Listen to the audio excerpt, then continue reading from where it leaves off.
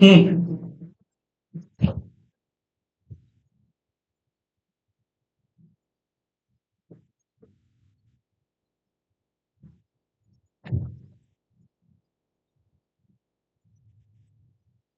हम लोग एमओए में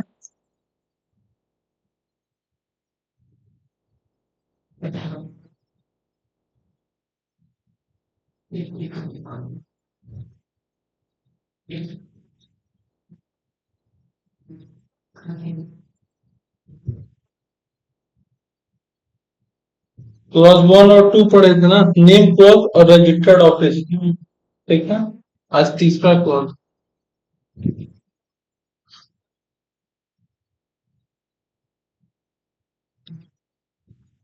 ऑब्जेक्टिव।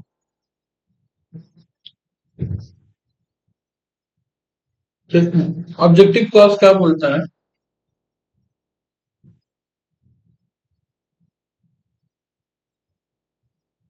कंपनी जिस पर्पस के लिए रजिस्टर्ड हुआ है, वो केवल वही काम कर सकता है। अगर उसके अलावा कोई काम करता है, ठीक है,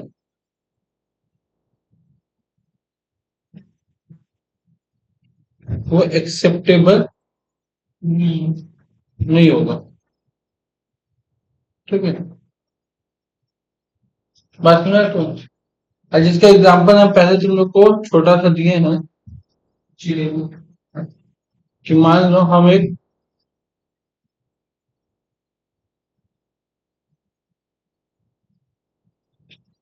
एमटीएस एडटेक कंपनी खोलते हैं, जिसका पर्पस क्या है? लोगों को इंडिया में जितना भी कॉम्पिटिटिव एग्जाम होता है, उसके लिए अपना ऐप या तो अपना ऑफलाइन या तो ऑनलाइन, ठीक है, उन लोगों को, स्टूडेंट्स को प्रिपेयर करवाना, कोई दिक्कत नहीं। लेकिन इसके साथ साथ क्या हो रहा है कि जितना भी मेरा ऑफलाइन सेंटर है, मतलब जितना भी मेरा ऑफलाइन सेंटर है, वहां पे ना कुछ स्किल्स भी सिखाया जा रहा है। क्या सिखाया जा रहा है? स्किल्स। स्किल्स सिखाने का मतलब कंप्यूटर क्लासेस हो रहा है, ठीक है। फिर तो तुम्हारा मशीन रिपेयरिंग का कोर्स करवाया जा रहा है, ठीक है। सिलाई मशीन चलाना सिखाया जा रहा है, ये सब सिखाया जा रहा है, ठीक है। कुकिंग क्लास करवाया जा रहा है। हम अपना ऑब्जेक्टिव में क्या लिखे थे कि हम कॉम्पिटेटिव एग्जाम के लिए प्रिपेयर कर रहे हैं, ठीक है। और अभी हम ये सब क्या कर रहे हैं? ये सब जो हम कर रहे हैं, ये स्किल सिखा रहा है। क्या सिखा रहा है? skill। तो या तो इस बात को भी हमको अपना ऑब्जेक्टिव में ऐड करना पड़ेगा, या तो ये सारा जो स्किल सिखा रहे हैं, इसे हमको क्या करना पड़ेगा? बंद करना पड़ेगा। बात सुन रहे हो तुम? अगर ऑब्जेक्टिव में ना लिखते हुए ये सब हम अगर काम कर रहे हैं, तो इसको कहा जाता है बियॉन्ड द,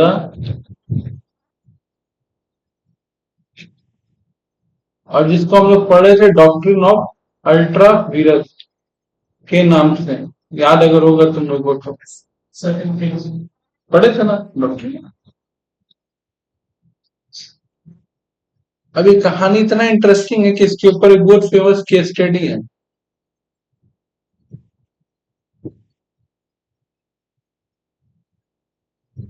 एशबरी रेलवे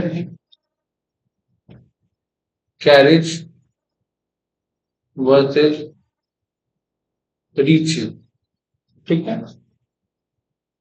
अब जैसा कि नाम से समझ आया, एलबरी रेलवे कैरेज एक कंपनी है, ठीक है, और रीच एक इंडिविजुअल पर्सन है।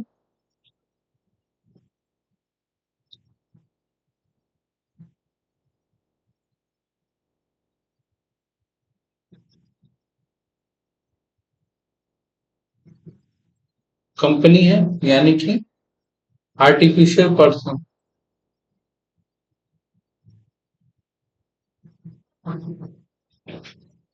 और रीचे जो है वो नॉर्मल इंडिविजुअल है।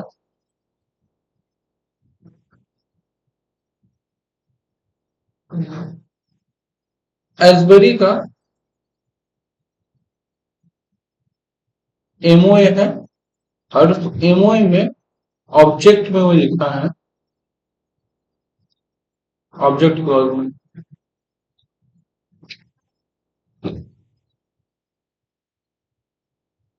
To make, hire, buy, sell, repair,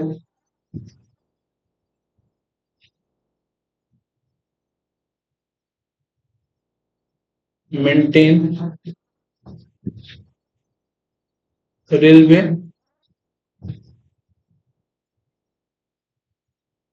carriage and wagons and other such contract. कि उसका ऑब्जेक्टिव क्लॉज में लिखा है कि यही काम कर सकता है। इस काम का मतलब क्या है क्या नहीं है वो थोड़ा देर बाद हम लोग बताएंगे। अब नीचे जो है राइसबरी, ये दोनों बेल्जियम का है, कंपनी बेल्जियम का कंपनी है, और रीचे भी कहाँ का है, बेल्जियम का है। रीचे को एक गवर्नमेंट कॉन्ट्रैक्ट मिलता है। रीचे को क्या मिलता है, गवर्नमेंट, रेलवे कॉन्ट्रैक्ट। वो कॉन्ट्रैक्ट क्या रहता है, to line railway track in Belgium. Belgium में कोई एरिया होगा जहाँ पे क्या करना था, रेलवे ट्रैक बिछाना था। रेलवे ट्रैक मतलब जो तुम लोग सोचो बिल्कुल वही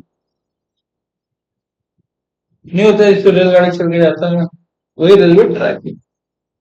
अब नीचे सोचा कि वो एक अकेला आदमी पूरा कॉन्ट्रैक्ट तो कर नहीं सकता है, तो क्या किया, जो इसके कॉन्ट्रैक्ट मेरा, इस कॉन्ट्रैक्ट में पार्टनरशिप कर लिया। क्या कर लिया, अच्छा। अब पार्टनरशिप बोलना ज्यादा सही वर्ड नहीं होगा, उसका रीजन क्या है कि ये एक बार छोटा सा काम था और एक टेम्पोररी समय के लिए था, बस मैं था। तो इसको हम लोग कह सकते हैं ज्वाइंट वेंचर, क्या बोल सकते हैं कि हम लोग मिल करके काम किया जाए, ठीक है। तो इन लोगों के बीच में कॉन्ट्रैक्ट हो गया, दोनों के बीच में।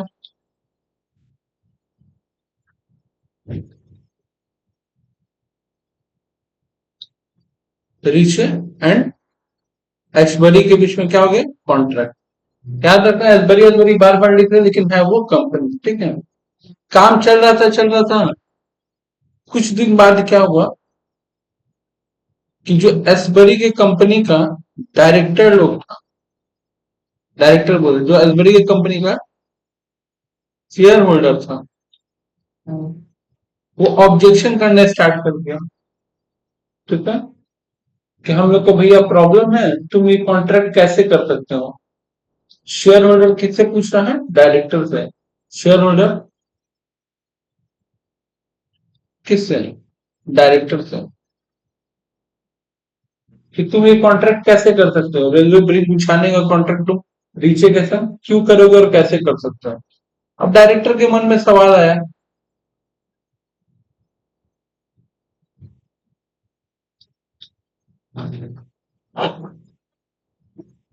क्यों नहीं कर सकते हैं।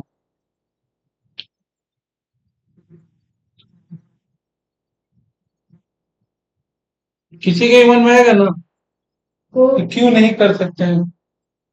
तो ऑब्जेक्ट क्लॉज खोला गया, क्या खोला गया, ऑब्जेक्ट क्लॉज। और अब ऑब्जेक्ट क्लॉज को ध्यान से देखना क्या बोल रहा है,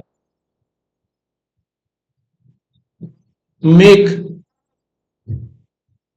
higher, buy, sell, repair, maintain, ये सारा काम वो कर सकता है, ये सारा काम वो कर सकता है, लेकिन किस चीज का, railway carriage and variance. Railway carriage और वेरियंस क्या होता है? जो बोगी होता है ना ट्रेन का, बोगी, वो बना सकता है, मेंटेन कर सकता है, खरीद सकता है, बेच सकता है, ये सब काम कर सकता है। वो रेलवे ट्रैक बिछाने तक उसका कोई लेना देना नहीं। बात सुन रहे हैं आप? कोई दिक्कत है आपको? और अगर वो इसके बाद भी ये काम करता तो क्या होता? Beyond the capacity. और जब भी ये बियॉन्ड द कैपेसिटी होता है, डॉक्ट्रिन ऑफ अल्ट्रा वीरस होता, ठीक है, तो पकड़ा कौन जाता है? काम तो कंपनी कर रहा है, लेकिन जेल में कौन जाता है? किसको सजा मिलता? शेयर होल्डर को, क्योंकि लिफ्टिंग ऑफ कॉर्पोरेट बिल हो जाता।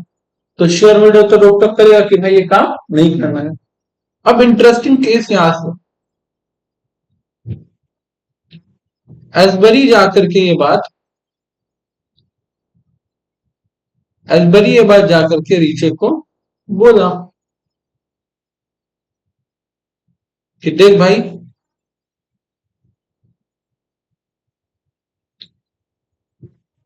हम लोग ये कॉन्ट्रैक्ट नहीं कर सकते।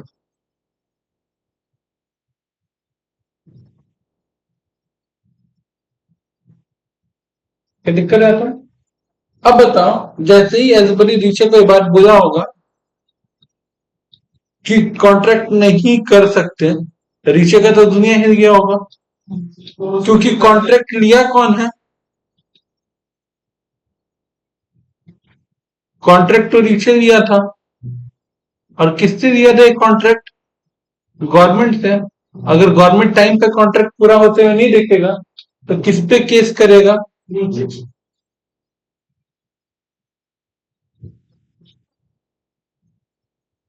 तो रीचे यहाँ किसकी वजह से फंस रहा है? किसकी वजह से फंस रहा है?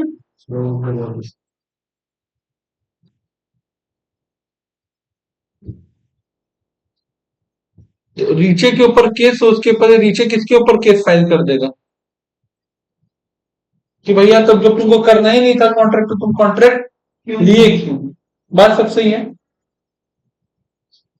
जब ये केस करेगा तो पहले इंटेंशन ये नहीं रहेगा केस करने का ना, कि तुम क्यों नहीं करेगा। पहला इंटेंशन ये है इसका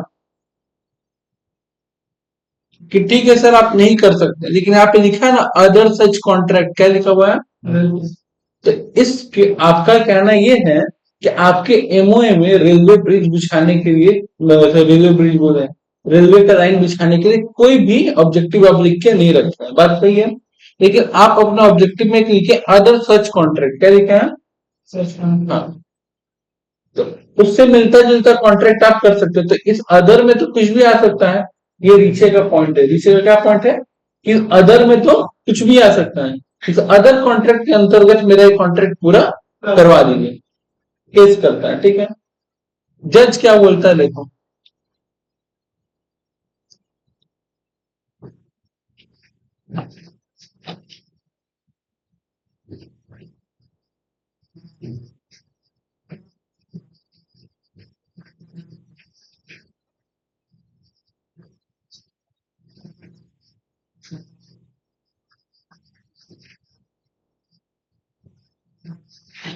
जज क्या बोलता है? जज बोलता है कि सुनिए, ये जो अदर सच कॉन्ट्रैक्ट पकड़ के आप बैठे हैं, ठीक है, इस शब्द का मीनिंग, अदर सच कॉन्ट्रैक्ट इस शब्द का मीनिंग प्रीसीडिंग प्रीवियस वर्ड से दिया जाएगा। किससे दिया जाएगा? Preceding previous word. अच्छा, प्रीवियस का मतलब सबको समझ में आता है। प्रीसीडिंग का मतलब क्या होता है तुम लोग को बता देते हैं, ठीक है। जैसे हम लोग कहते हैं ना कि ये पुराना बात है, ठीक है? और एक बात हम लोग कहते हैं कि अभी हाल फिलहाल में हुआ है, तुरंत का बात है, ऐसा। तो जब हम लोग कहते हैं कि प्रीवियस, ठीक है, तो पहले का कभी कभी हो सकता है, लेकिन प्रीसीडिंग प्रीवियस का मतलब होता है कि जस्ट पहले। जैसे हम बात कर रहे हैं अभी साल क्या चला, 2025, ठीक है। इस साल हम टैक्स भरे 1 लाख, पिछले साल हम टैक्स भरे थे 1,10,000, कितना भरे थे? तो गवर्नमेंट हमको ऐसे बोलेगा कि आप प्रीसीडिंग प्रीवियस ईयर में 1,10,000 टैक्स भरे थे, इस बार 1 लाख क्यों भरे हो? आपको तो ग्रोथ हुआ इनकम, बस समझ में आती? इस बार तो वो भी कह रहा है कि प्रीसीडिंग प्रीवियस वर्ड से लिया जाए। इस अदर सच कॉन्ट्रैक्ट के जस्ट पहले कौन सा वर्ड है? अदर सच कॉन्ट्रैक्ट के पहले जस्ट कौन सा वर्ड है? कैरेज और वेज। इसका मतलब यह है कि जो भी कॉन्ट्रैक्ट दिया जाएगा वो इन्हीं लोग से मिलता जुलता दिया जाएगा, रेलवे बोगी से ही मिलता जुलता है या ना? वो रेलवे बोगी से रिलेटेड ही कुछ काम कर सकता है और तो कुछ काम कर नहीं सकता है। करेक्ट। तो यहाँ पे नीचे क्या हो गया? फेल हो गया। ठीक है। और इस कंसेप्ट को हम लोग कहते हैं एड जस्ट डम जनरे। क्या कहते हैं? एडजस्टम जनरे। ये एक लैटिन टर्म है। कौन सा टर्म है? लैटिन। इसका मतलब क्या होता है? Meaning of the certain word taken from the previous preceding word. ठीक है। इसका मीनिंग क्या होता है इस लैंग्वेज का?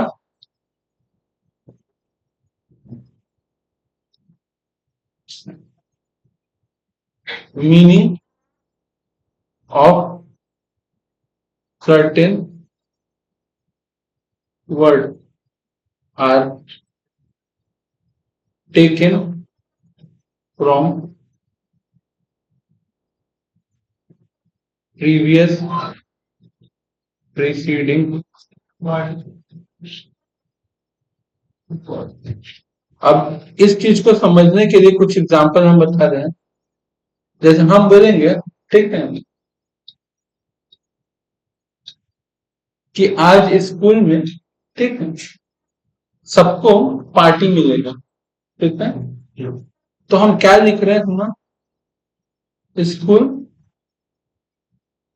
Boys and other. School boys and other. तो इसमें क्या है? टीचर स्टाफ भी आ गया, प्यून भी आ गया। हाँ है ना? अगर स्कूल बॉयज का बात कर रहे हैं बस है ना, और अदर्स लिख रहे हैं तो उसमें गर्ल्स आई, मतलब स्टूडेंट आए। बेसिक मीनिंग तो ही निकल रहा है ना? बस में तो इसमें टीचर स्टाफ ये लोग नहीं आ रहा, काउंट नहीं हो रहा। या फिर आप कहीं कहीं भी ये बोले ह्यूमन मीन। ठीक है। Human include. ठीक है। बॉयज। ठीक है।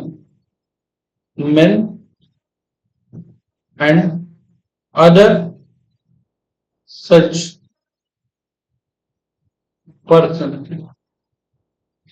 तो इसमें तुम ट्रांसजेंडर काउंट कर लो चलेगा, इसमें तुम फीमेल को काउंट कर लो चलेगा, कोई दिक्कत नहीं। अब इसमें तुम गाय भैंस को तो काउंट नहीं कर सकते। गाय भैंस बस में तो उसको तो काउंट नहीं कर सकते। तो इसी तरह उस अदर सच का मीनिंग है। बस में सोचो लॉ कितना खतरनाक है। लेकिन गलती अभी भी रीचे को लग रहा है इस बॉडी का ही है। अब रीचे सेकेंड टाइम केस करेगा। क्या करेगा? Second time. Second time case किए।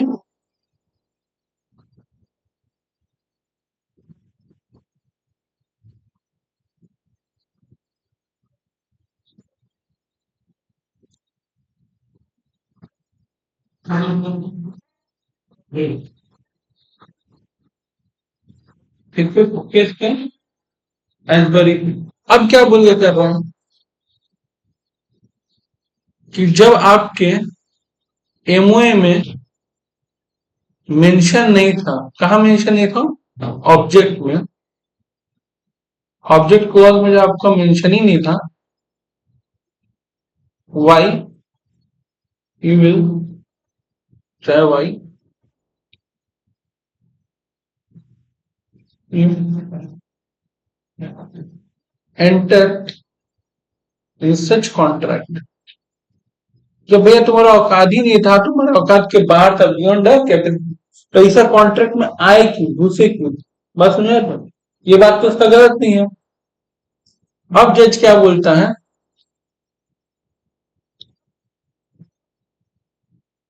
जज कहता है ऋषि को, तुम पागल हो गए ना, क्या रे? तुम पागल हो गए क्या? खुद ही तो आए। बस सुनिए तो, बोला क्यों? मैं पागल क्यों? हमको क्या पता था कॉन्ट्रैक्ट कर सकता है कि नहीं कर सकता। बोले कि एक बात बता, एसबरी कौन, नेचुरल पर्सन क्या आर्टिफिशियल पर्सन? Reachable artificial. तो एसबरी कुछ बोल सकता है? नहीं। एसबरी तो गूंगा है, क्योंकि कंपनी तो कुछ बोल नहीं सकता। हाँ, वो बता सकता है। क्या कर सकता है? देखो कितना बड़ा डिफरेंस है बोलने और बताने में। बस ना तो बोलने और बताने में डिफरेंस है। लेकिन हाँ, बता सकता है, लेकिन बताएगा भी कैसे? हाँ। हाँ, तो बोला कि जो उसका रिटर्न डॉक्यूमेंट है, क्या है? Return document. तो तुमको उसका रिटर्न डॉक्यूमेंट्स पढ़ना चाहिए था। तो अब ये पूछ रहा है फिर पागल लेकर, सर ये डॉक्यूमेंट का मतलब क्या होता है? बोला कि तुम इतना बड़ा कॉन्ट्रैक्ट उठाया है, तुमको डॉक्यूमेंट का मतलब समझ में नहीं आ रहा? किसी भी कंपनी के लिए डॉक्यूमेंट, तीन इंपॉर्टेंट डॉक्यूमेंट क्या क्या होता है?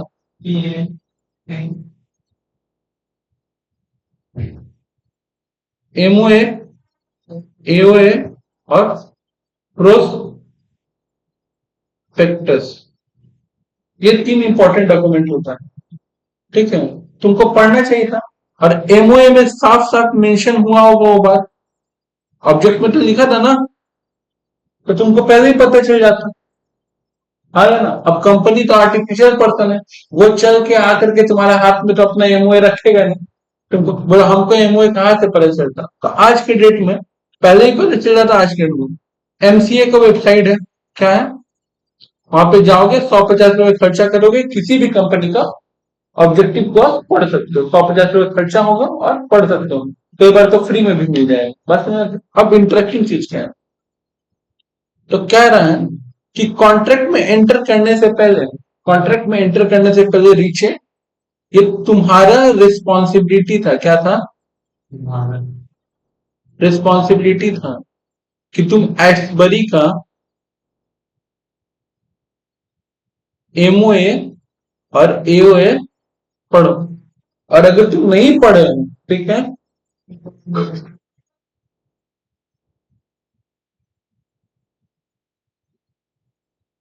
अगर तुम नहीं पढ़े हो,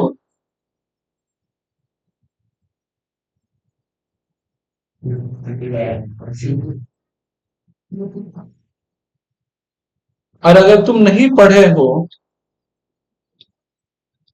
तो ये तुम्हारा मिस्टेक है। किसका मिस्टेक है? ठीक है। और आपके पढ़ने और ना पढ़ने से मेरे को इम्पैक्ट नहीं पड़ता, हम ये मान लेंगे, ठीक है। It deemed to determine that you already read और गो थ्रू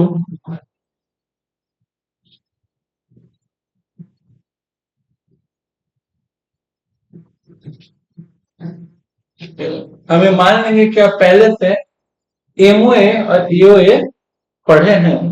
आप भले पढ़े हो या ना पढ़े हो, बस है तो। और इस चीज को हम लोग कहते हैं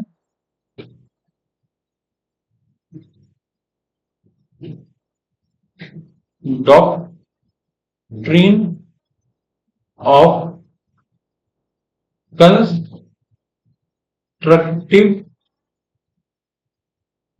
नोटिस। क्या कहते हैं?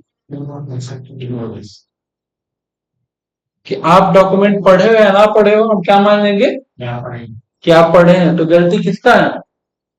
रीचे का ही है, एसबरी का गलती नहीं है। अगर आप कॉन्ट्रैक्ट करने से फिर आप किसी कंपनी के बारे में नहीं जाने, नहीं पढ़े, तो आपका गलती, कंपनी का गलती नहीं है। नहीं, बात समझा? तो कोई दिक्कत? इतना बड़ा एक तो केस है खाली ऑब्जेक्ट क्लॉज के अंदर, देखा? तो दिक्कत आती है। हाँ, किसी भी इंसान के साथ कॉन्ट्रैक्ट करने से पहले आप उसका एमओए एओए पढ़ो, ठीक है। और किसी कंपनी में पैसे इन्वेस्ट करने से पहले उसका प्रोस्पेक्टस पढ़ो। प्रोस्पेक्टस एक प्रकार का डॉक्यूमेंट होता है जिसमें कंपनी अपने बारे में सब कुछ बताता है। कितना कैपिटल वो बेच सकता है, कहाँ बेचेगा, कब बेचेगा, कितना सब्सक्रिप्शन, कौन कौन डायरेक्टर, तो कुछ अपने बारे में बताता है। बस में तो यहाँ तक कि इंटर में प्रोस्पेक्टस बोल करके एक पूरा का पूरा अलग से chapter, prospectus and it's allotment. बस में तो इतना बड़ा ये चीज है। एमओ एओ के बारे में तो अभी पढ़ाना है, ठीक है। कोई दिक्कत है यहाँ तक? तो ये क्लॉज नंबर 3 हुआ। अब क्लॉज नंबर 4 पे आता है।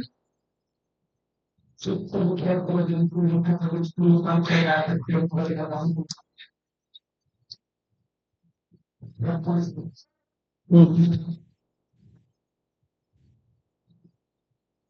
ये है तुम्हारा लाइबिलिटी क्लॉज।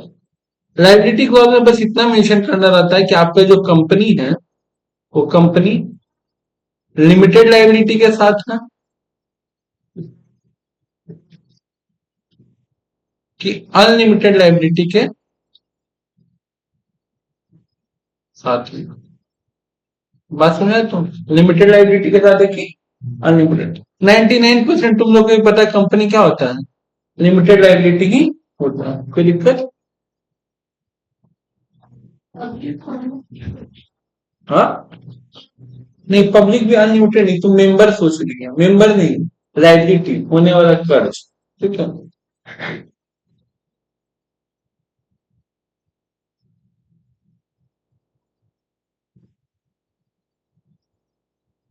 और इसमें दूसरा इंपॉर्टेंट पॉइंट ये है कि जो लाइबिलिटी, लिमिटेड लाइबिलिटी अनलिमिटेड है, वो लिमिटेड विथ शेयर है कि गारंटी है। हम दो चीज पढ़ाए थे, company limited by share, company limited by guarantee. Limited by shares में क्या था कि आप जितना शेयर खरीदे हो, जब कभी कंपनी डूबेगा तो आपको उतना शेयर के अगेंस्ट में जो पैसा बनेगा ला के देना पड़ेगा। और कंपनी लिमिटेड बाई गारंटी में क्या था कि जब कंपनी बन रहा है तो आप कंपनी बनते हो तो जितना भी अमाउंट का प्रॉमिस किए थे, जरूरत पड़ने पर आप उतना अमाउंट ला करके दोगे। तो ये बात यहाँ पे मेंशन रहता है लाइबिलिटी क्लॉज में, दो चीज, कंपनी लिमिटेड क्या अनलिमिटेड है, और लिमिटेड है तो विथ शेयर या गारंटी। बस 5 नंबर पॉइंट आता है कैपिटल क्लॉज। क्या आता है?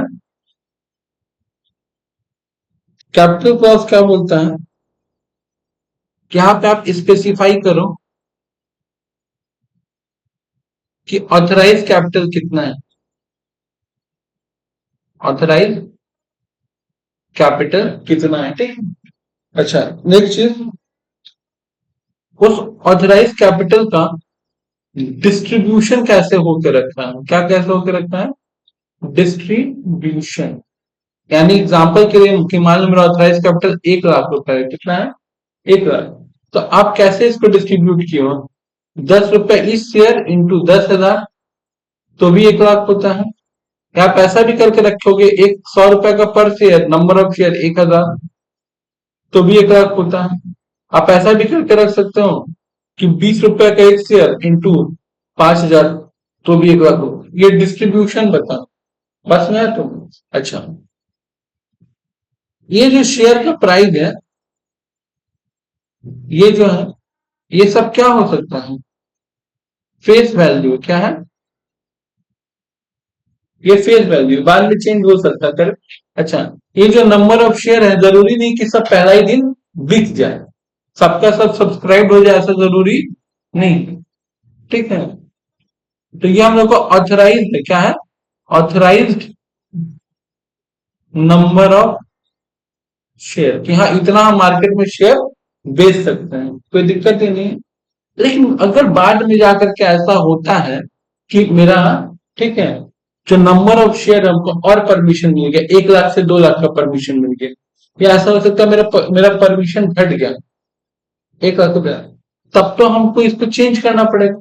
तो इसको चेंज करना है, ठीक है। या फिर मेरा कंपनी पहले लिमिटेड बाई शेयर, सब लिमिटेड बाई गारंटी करना है, पहले मेरा कंपनी लिमिटेड लाइबिलिटी था, अब अनलिमिटेड लाइबिलिटी करनी, सब कुछ भी जो चेंज करना है, ये सब लोग हम लोग पढ़ेंगे अल्टरेशन ऑफ एमओएम में। किसमें पढ़ेंगे?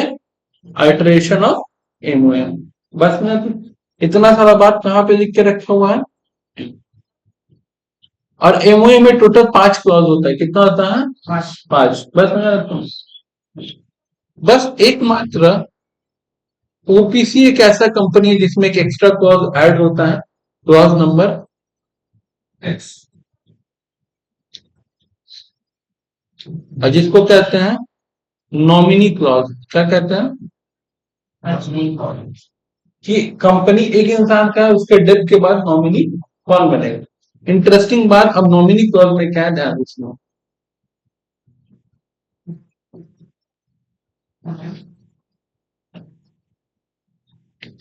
एक कंपनी है पापा ओपीसी लिमिटेड, और एक है बेटा ओपीसी लिमिटेड। पापा ओपीसी में नॉमिनी है बेटा, और बेटा में नॉमिनी है पापा। करेक्ट? नहीं, हम अभी एग्जाम्पल समझना जरूरी है कि तुम लोग को क्लियर है। अच्छा, अब इंटरेस्टिंग बात यह है कि अगर पापा एक कंपनी में मेंबर बन गए हैं, एक ओपीसी में मेंबर बन गए हैं, तो दूसरा ओपीसी में मेंबर नहीं बन सकते हो। बात समझा तुम? सेम बात बेटा के लिए भी है। बात समझा तुम? तो पहला पॉइंट तो ये बनता है कि सिंगल इंडिविजुअल बिकम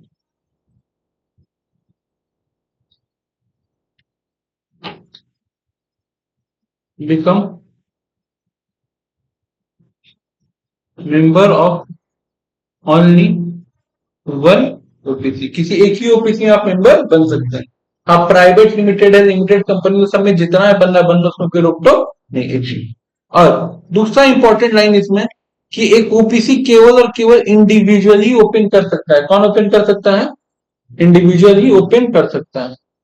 ठीक है, इसका ही मतलब समझाए। दूसरा बात, single individual become nominee of only one OPC. आप नॉमिनी भी कितना बन सकते हैं? सिर्फ एक ओपीसी में ही बन सकते हैं। हाँ, हाँ, नॉमिनी एक ही में ना बनाना है, अपने में तो बना नहीं है। हाँ, एक में मेंबर बन सकते हैं, एक में नॉमिनी बन सकता है, तो बना है। पापा एक में क्या है? मेंबर है, और एक में नॉमिनी है। बेटा एक में मेंबर, एक में नॉमिनी है तो। अब इंटरेक्टिंग बात क्या हुआ कि कार एक्सीडेंट में